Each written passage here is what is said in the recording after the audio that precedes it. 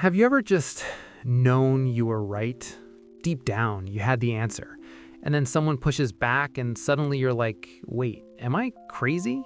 Yes. And the worst part, half the time you weren't wrong, you were right, but the doubt creeps in anyway.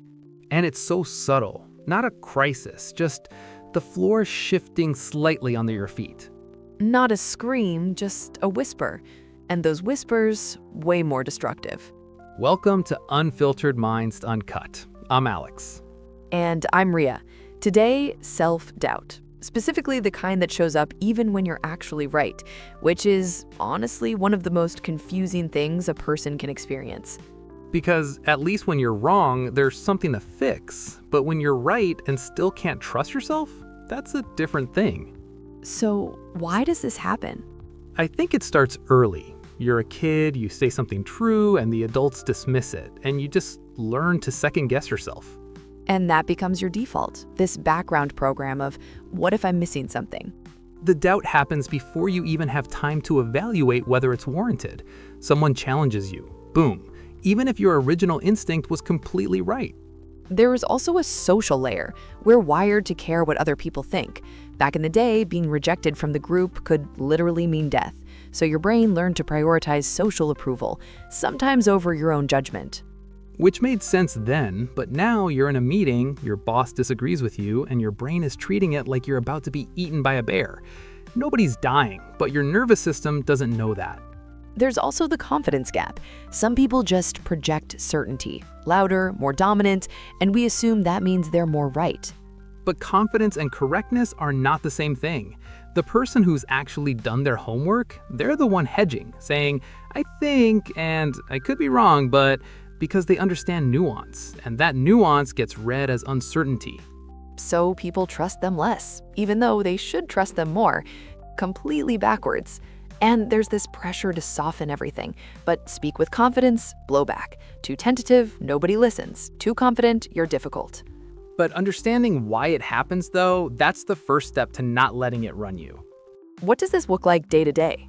You have an idea, spend an hour rehearsing it, then decide not to say it at all. Or you do say it and immediately go, sorry, just a thought, don't mind me. You preemptively undermine yourself before anyone else can. And another one, you get positive feedback, and your first reaction is to question it. Did they really mean that? We absorb the negative so fast, but the positive needs to pass like 17 filters before we'll let it in. Because the doubt is just old stories, and they're so familiar they feel true even when they're not. So how do we change this? First, notice, catch yourself. I just had an instinct and immediately questioned it. Why? You can't interrupt something you don't see happening. Second, build an evidence file. Track the times you were right. Your brain has a negativity bias. You gloss over the wins. Write them down. So next time doubt creeps in, you've got something concrete to point to. Also, notice who makes you doubt yourself. Sometimes it's not coming from inside you. It's being triggered externally. Once you see that, you can stop giving them so much power over your self-assessment. And just talking about it helps. Saying, I feel uncertain even though I've thought this through. That can break the spell, because then you realize the uncertainty is a feeling, not a fact. Self-doubt is a feeling, not an accurate readout of your competence. Not a verdict. Not a verdict, not a prophecy, not evidence that you're wrong. The fact that you're questioning yourself doesn't mean you're wrong.